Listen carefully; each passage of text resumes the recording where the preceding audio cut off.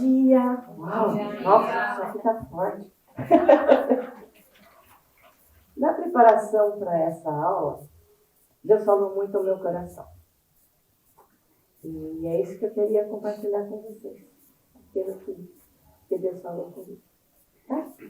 Então, nós estamos na aula 4 deste livro, o que é um membro de igreja saudável. Tá? E o nome é Thabiti Anyabwile.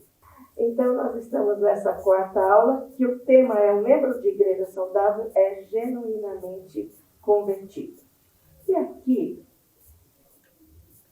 existe a igreja Corpo de Cristo, né? Que é a união de todos os cristãos de todos os tempos. Ó, que coisa maluca isso, né? É a união de todos os cristãos convertidos de todos os tempos. Que passou, está agora e vai acontecer. E também existem as igrejas locais. As igrejas locais, elas podem ser aquele templo bonitinho, né? Pode ser aqui, mas é onde o pessoal se reúne, onde nós nos reunimos, né? Para estudar a Bíblia, orar e louvar a Deus. Falar em orar, como é que está a sua vida de oração? Isso é importante, né? Mas é um mistério essa igreja. Vocês estão vendo essa imagem aqui, essa ilustração? Olha que interessante. É um monte de gentinha, tá vendo? Que forma um corpo, seria o corpo de Cristo, né? Eu achei assim muito legal para a gente poder ilustrar essa igreja, corpo de Cristo, né? E agora, é muito importante ser membro de uma igreja local saudável, né? Porque tem uma frase que eu acho tão importante, que diz o seguinte: há quem pertença à igreja Corpo de Cristo, mas não pertence à igreja local. Por quê? Ou mora muito longe, ou mudou de igreja e não acha outra. Motivos são vários, tá? Agora, não há quem pertença à igreja de Cristo. Pensa um pouquinho comigo. Se você pertence a uma igreja local, você pode não pertencer à igreja de Cristo. Isso choca você? Mas é verdade, né? Então, essa frase veio na minha cabeça. É muito interessante como Deus fala com a gente. Eu tenho um bloquinho assim na minha cabeceira, e que dependendo daquilo que eu vou me alimentando, daquilo que eu vou fazendo, vem à noite, eu acordo e escrevo, né? E essa frase me impactou quando eu acordei com essa frase na cabeça.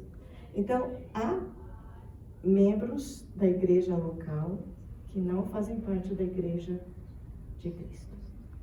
Infelizmente. É por isso que a gente está estudando a Bíblia. Para que haja um acoplar das duas igrejas, né?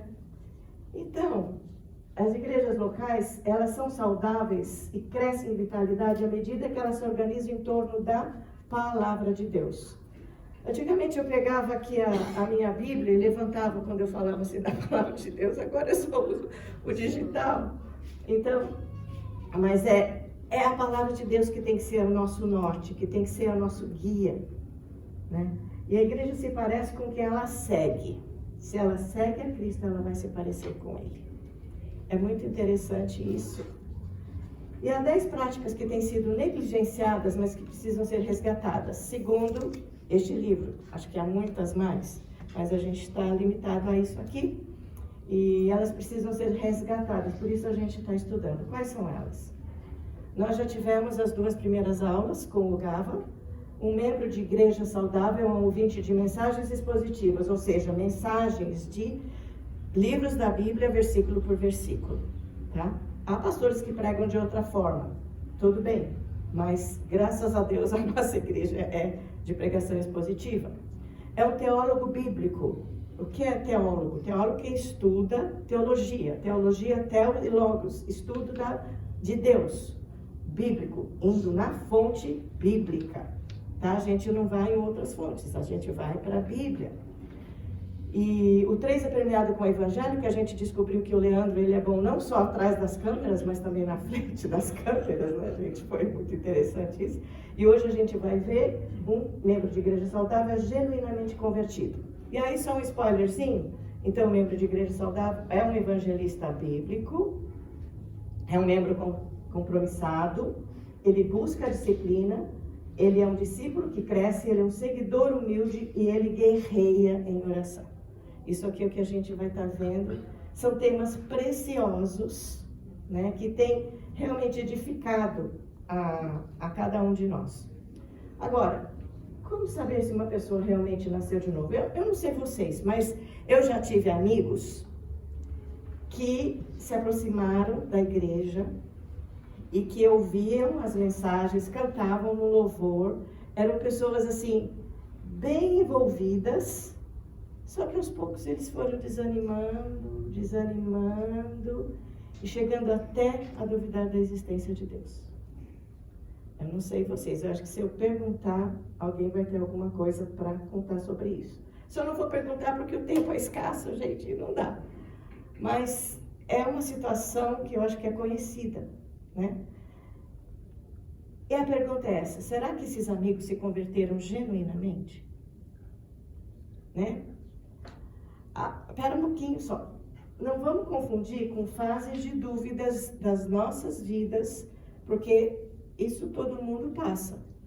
Eu estou falando daquela pessoa que estava caminhando com Jesus, aparentemente, e de repente renega e some. Né? Será que ela realmente se converteu? Fica aquela dúvida pairando no ar, né? Bom, o membro da igreja saudável, ele tem que ser genuinamente convertido. O verdadeiro membro, né? Ele deve conhecer a graça de Deus em sua própria alma. É lá dentro, é lembrar de um antes de conhecer Jesus e um depois. Eu lembro perfeitamente de antes de eu aceitar Jesus. Lembra da sua vida? Você teve um antes e um depois de um encontro com Jesus? Isso deveria ser óbvio, mas não é. E o autor aqui, ele conta que um monte de gente da igreja dele achava que era convertido. Mas não era, até aqui se converteu. Né? Aí eles perceberam que antes não eram convertidos.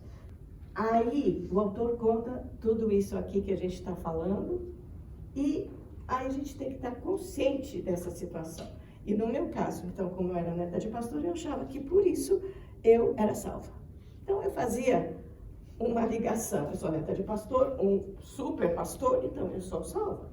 Só que aí eu percebi, sabe quando você olha para você e você percebe a sua alma, percebe lá dentro como você está? O que eu estou falando está todo mundo entendendo, né? Porque nós não somos assim tão bonitinhos como a gente se faz, né?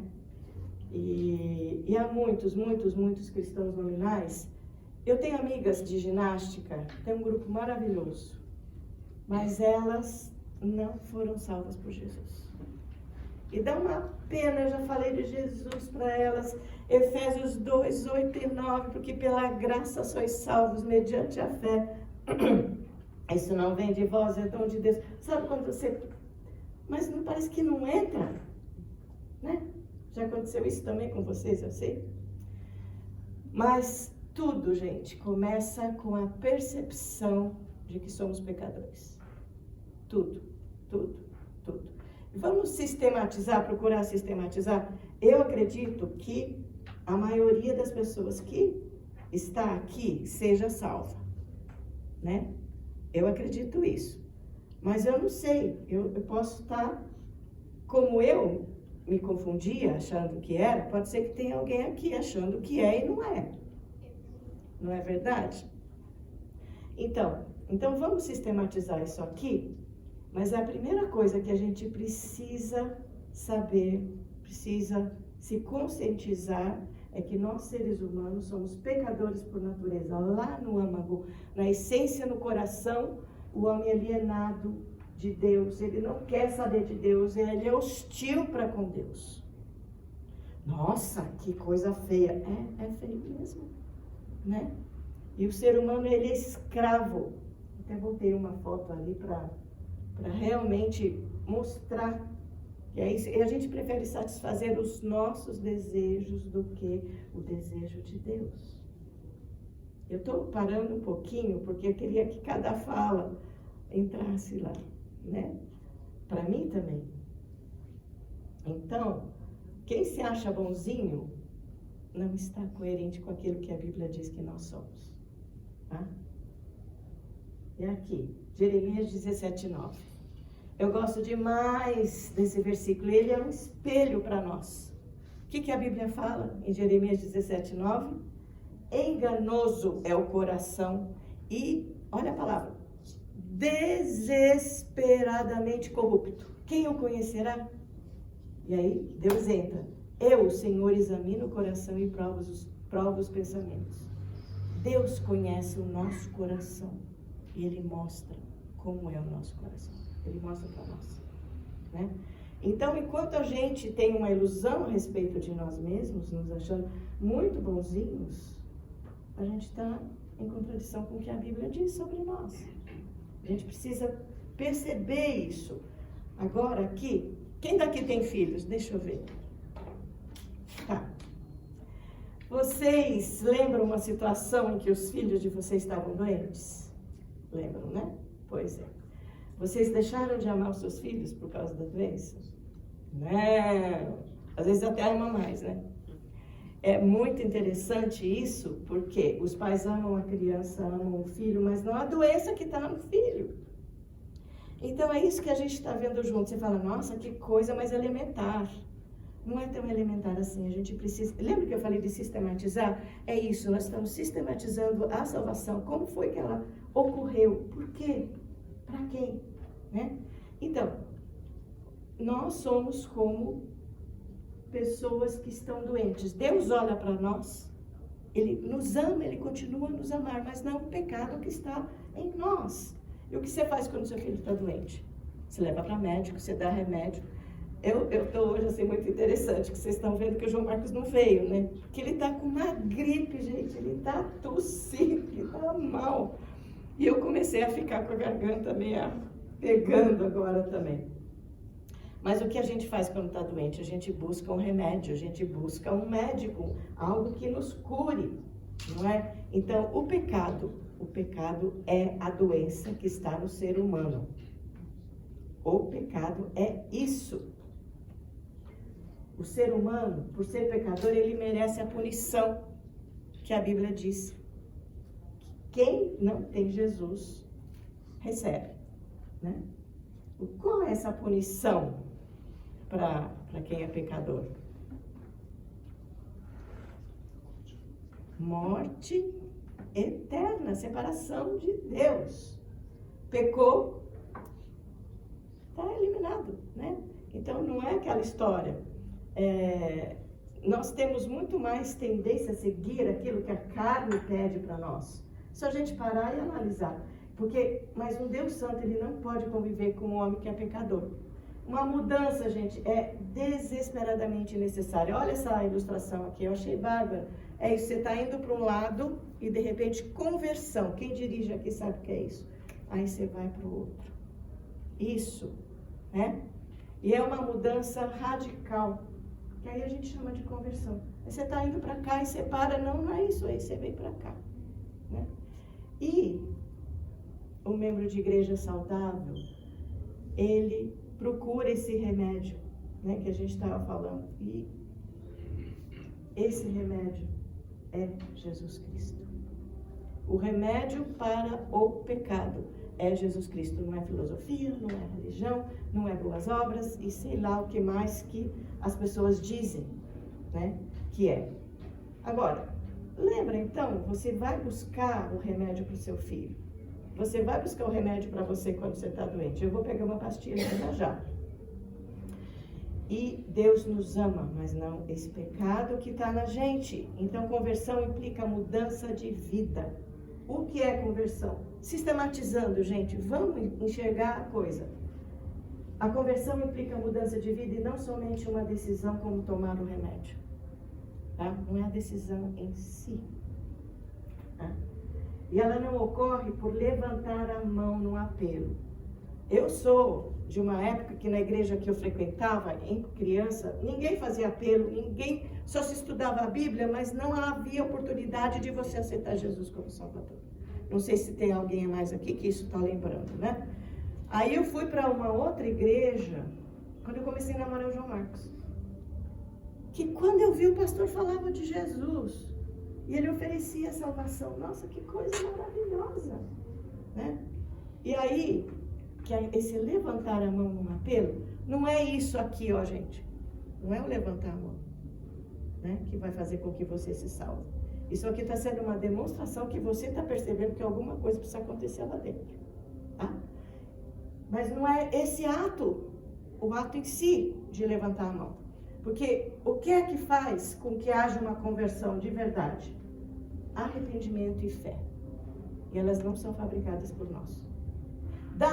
Pensa um pouquinho, é uma coisa muito interessante, porque é Deus trabalhando na nossa vida, no nosso interior, para que haja arrependimento e fé, né?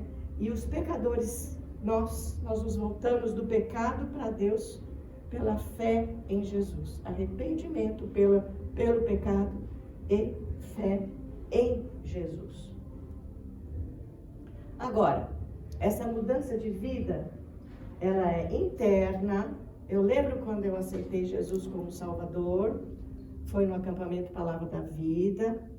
Eu acordei à noite, estava chovendo, os pinheiros batiam naqueles vidros ali. Opa! E eu falei, Jesus está voltando. Primeira coisa que aconteceu. Aí eu falei, e se ele voltar, eu vou. Porque a semana a gente tinha estudado sobre escatologia com Harold Ryman. Não sei quem conhece, quem conheceu aqui. Mas, sabe, foi assim tão impactante. E eu tinha, 13, 14 anos de idade. Naquele momento eu parei.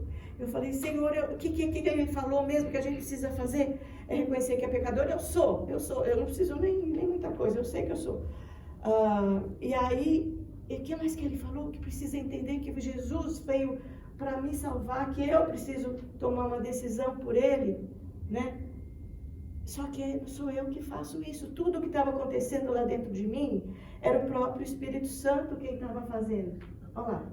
É Ele que produz em nós o arrependimento e a fé necessários para a gente poder chegar até Jesus. É muito interessante isso, gente, porque a gente não consegue nem que a gente queira fazer, né? E aqui, ó, eu até coloquei isso aqui, Gava, desculpa, porque eu não sabia que existia essa confissão de New Hampshire. Eu só conhecia a confissão de Westminster, né? De origem presbiteriana, era o que eu conhecia. Mas eu achei tão interessante, isso aqui é uma confissão dos batistas. É um texto denso, é um parágrafo. Eu vou ler isso aqui.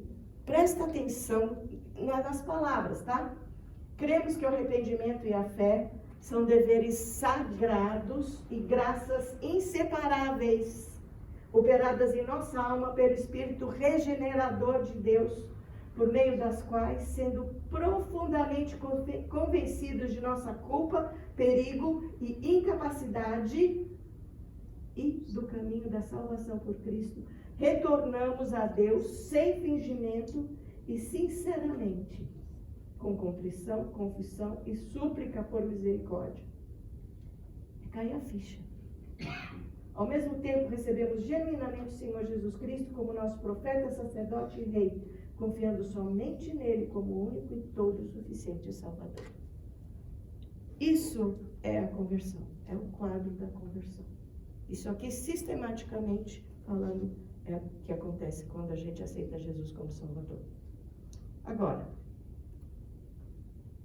a conversão implica convicção genuína do pecado, que nós já falamos. Aquele espelhinho, lembra que eu botei ali?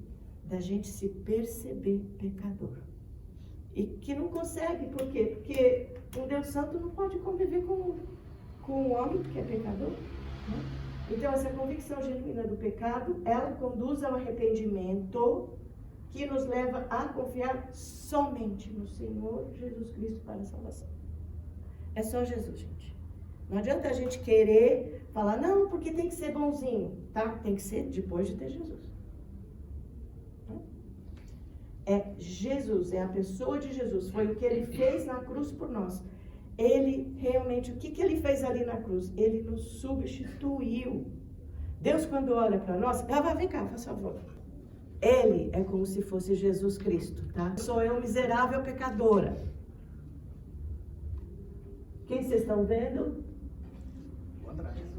Muito obrigada. Deu para entender? Eu lembro quando eu fiz essa ilustração. Quem foi? Foi você, Sibeli, que veio falar comigo? O que te deu na hora, assim, quando você viu essa ilustração? Eu fiquei muito emocionada, porque a gente sabe que Deus está vendo a Jesus e Ele nos ama, assim, profundamente, né? Isso.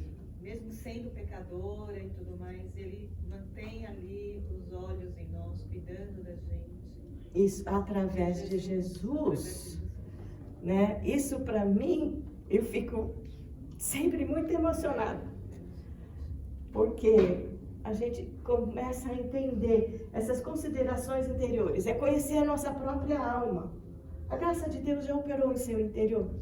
Eu estou agora jogando para você isso, porque lembra que eu falei que tem muita gente que faz parte da igreja local, mas não faz parte da igreja de Cristo, né? Então, eu era desse contingente. Então, sempre que eu falo sobre a salvação, eu quero deixar bem claro, tá? Não fica assim, dentro do seu pecado, sai disso e vai para Jesus, né? Há considerações interiores e exteriores. Conhecer a própria alma. A graça de Deus já operou em seu interior. As exteriores, ocorreram mudanças em seu comportamento, nos relacionamentos, nas formas de falar e de se posicionar, porque vem tudo, viu, gente? Quando a gente aceita Jesus, ele vai transformando. Ele vai transformando e vai ser assim até a gente chegar no céu. Porque a gente continua aqui, com os pés nesta terra, né? E como o entendimento bíblico sobre a salvação afeta a nossa vida e a vida da igreja? Uau! Isso é muito profundo. Pastor André, como isso afeta a vida da igreja? Para o pessoal falar. Não, eu quero que você fale, você como pastor aqui agora. Você como pastor, o que isso afeta você como pastor? Isso simplesmente muda tudo.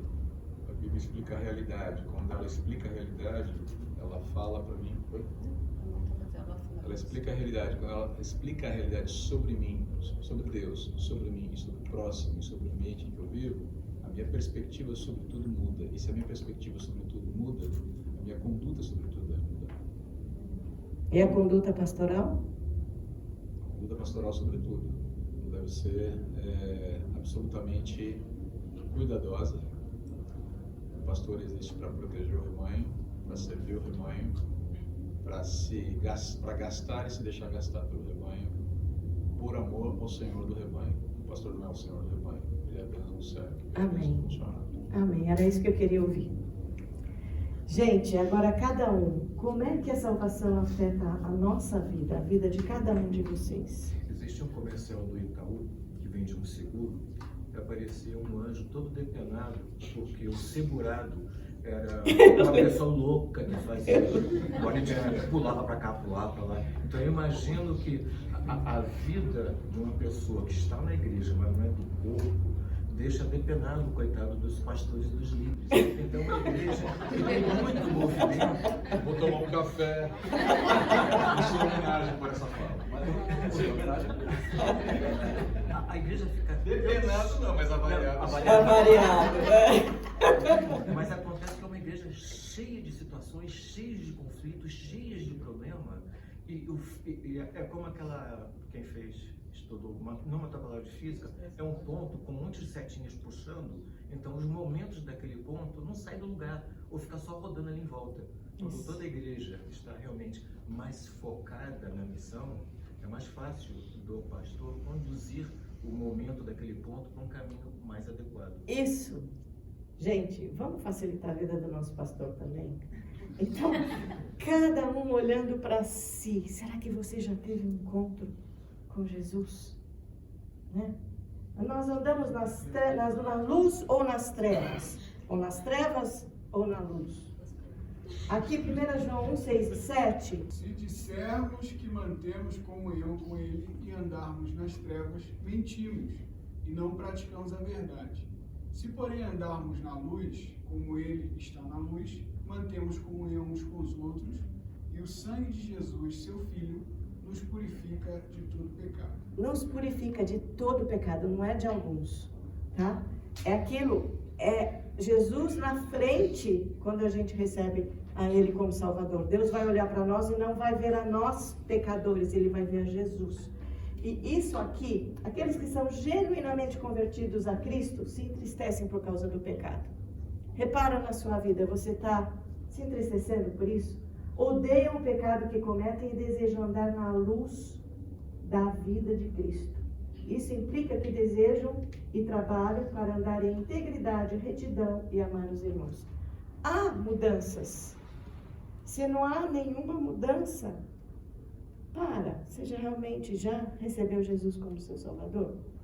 Mudanças, elas virão como consequência. Por quê? Amamos o Pai? São algumas perguntas para fazer com que a gente veja se a gente realmente já tem Jesus. Por quê? Algumas pessoas amam a Jesus. É fácil amar Jesus, né? Mas e a Deus? Que é um tirano do Antigo Testamento. Vocês já ouviram isso? É um tirano, é uma pessoa má. Olha, o que o apóstolo João usa o amor ao Pai como um teste de fé genuína. Todo aquele que nega o Filho, esse não tem o Pai. Aquele que confessa o Filho tem igualmente o Pai. 1 João 2, 22 e 23. Há apenas um Deus. Todo mundo concorda aqui, né? Deus Pai, Deus Filho e Deus Espírito Santo. Vocês lembram das nossas aulas de doutrina? Elas foram muito interessantes. Eu não sei quem assistiu, mas a gente viu isso. É uma ilustração que eu sei que tem algumas pessoas não gostam, mas para mim ela tem muito a ver. É Deus Pai, Deus Filho e Deus Espírito Santo. Vamos usar a água no seu estado: sólido, gelo, líquido e gasoso. Mas tudo é água. Então, é um só Deus, tá? E quando a gente lembra disso, a gente começa a ver que Deus nos ama através de Jesus. E aí a gente pode amar esse Deus.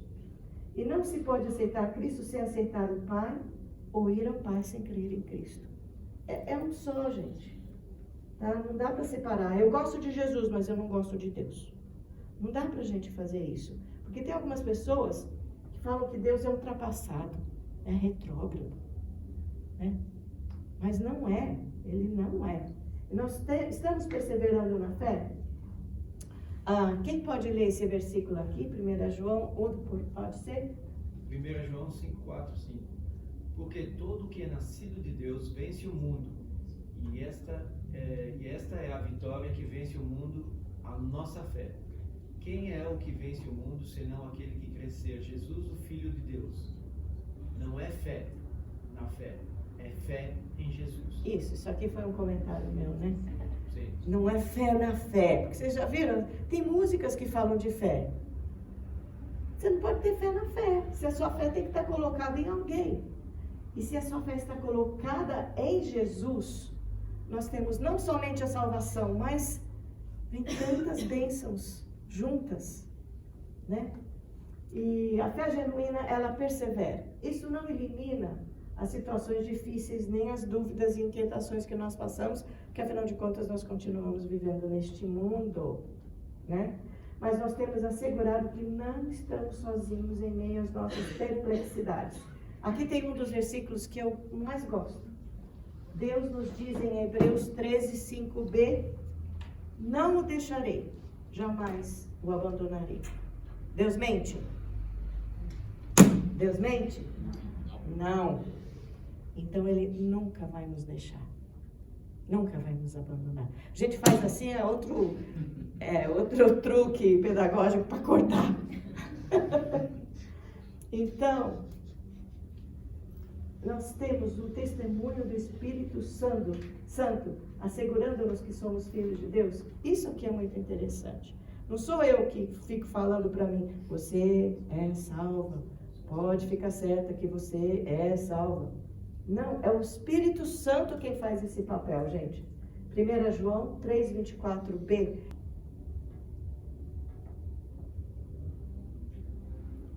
Aquele que guarda os seus mandamentos permanece em Deus e Deus nele. E nisto conhecemos que ele permanece em nós, pelo Espírito que nos deu. Isso, mais um pouquinho. Acabou. O Deus Espírito Santo nos assegura de nossa adoção em família. É Ele que nos assegura. Não é ninguém, não sou eu tentando me convencer. Tá? E é nisso que conhecemos que Ele permanece em nós. É o Espírito Santo quem faz a obra. Ele que fala para você. Você é de Jesus. Aí, Romanos 8,16. O próprio Espírito testifica com o nosso Espírito que somos filhos de Deus. Olha o papel dele aqui, gente. Tá? O próprio Espírito Santo trabalha na nossa vida. Quando aceitamos a Jesus, o Espírito Santo vem morar em nós. E isso é uma coisa que muita gente, que há muita dúvida sobre isso com muita gente. Mas a Bíblia é muito clara, nós aceitamos Jesus, o Espírito Santo vem morar em nós. Você não precisa ficar pedindo mais, porque ele é uma pessoa. É uma pessoa. Se vem uma pessoa lá de fora, ela entra inteira. Ela não entra primeiro o pé, joga o pé, depois joga a cabeça, depois joga a perna. Não, ela entra inteira.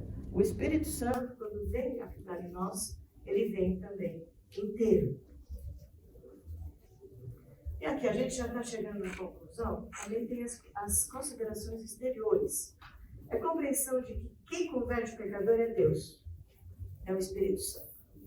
Tá? Isso aqui não é algo que eu vou falando para mim.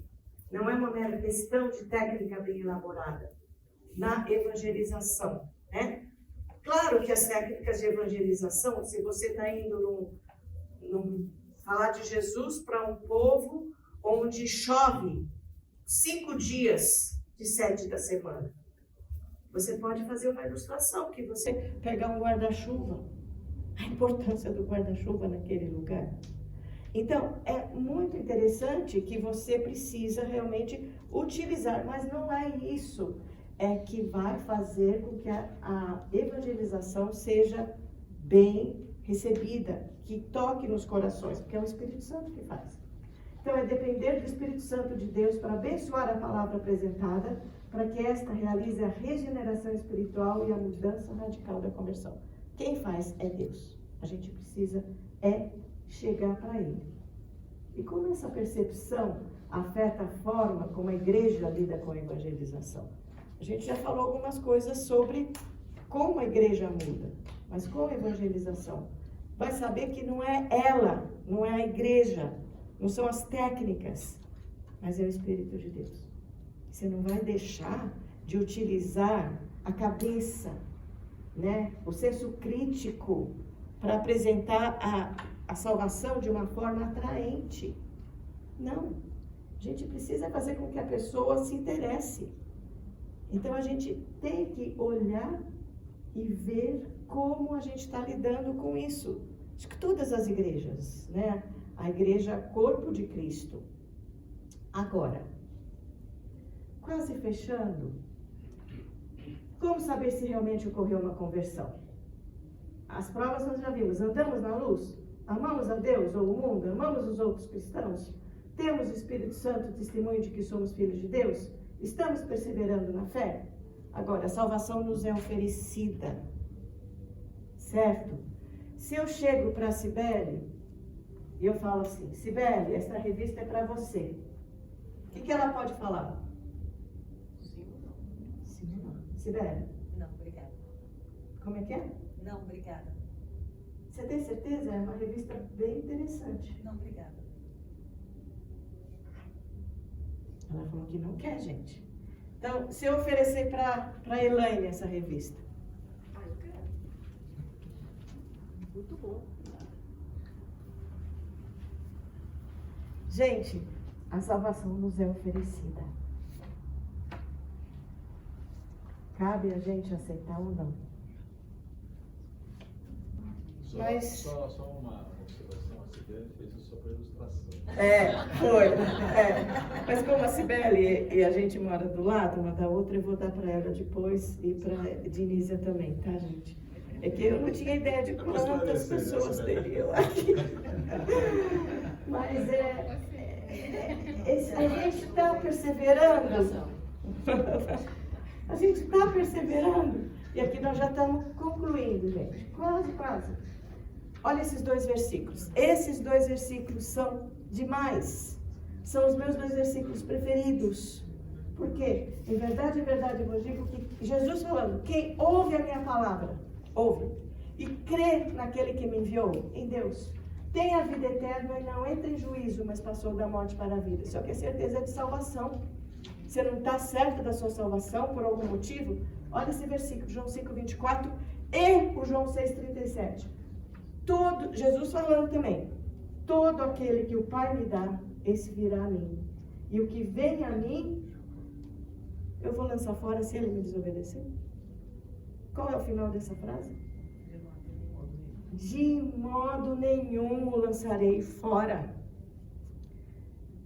Jesus não mente, né? Então, queridos, esse mesmo Jesus, ele quer ser o seu Salvador. Como eu disse, eu não conheço cada um que está aqui, tá? Eu não estou fazendo uma preleção evangelística. A gente está estudando, mas eu não podia deixar passar isso. Se tem alguém aqui que é como eu era, que estava dentro de uma igreja, mas nunca tinha atinado que eu precisava de Jesus como meu Salvador. Então, e o testemunho é esse, que Deus nos deu a vida eterna, e esta vida está em seu Filho. Olha isso aqui, aquele que tem o Filho, tem a vida. Aquele que não tem o Filho de Deus, não tem a vida. Então, não é religião, não é filosofia, não é boas obras, é Jesus. Você se lembra de algum momento? Eu não vou falar, eu lembro dia e hora, porque foi muito marcante para mim. Mas você se lembra de alguma fase na sua vida em que você foi começando a perceber que você precisava de Jesus? Começou a perceber que seu coração não era tão bonzinho como as pessoas dizem que é? E recebeu Jesus, pediu para ele ser o seu Salvador, seu. Vocês receberam a revista sua, né? Andamos na luz ou nas trevas? Se mantemos comunhão com Ele e andarmos nas trevas, mentimos e não praticamos a verdade. Se, porém, andarmos na luz, como Ele está na luz, mantemos comunhão uns com os outros, e o sangue de Jesus, seu Filho, nos purifica de todo pecado. A gente precisa lembrar disso. Por quê? Que nós temos a possibilidade de receber Jesus como nosso Salvador. Nós estamos em época de liberdade. A gente não sabe por quanto tempo essa liberdade vai durar.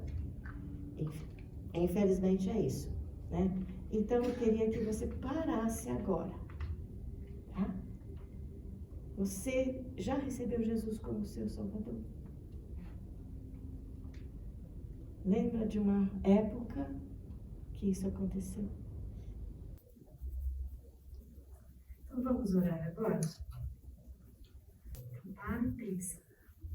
Você já recebeu Jesus? Se não, hoje é dia.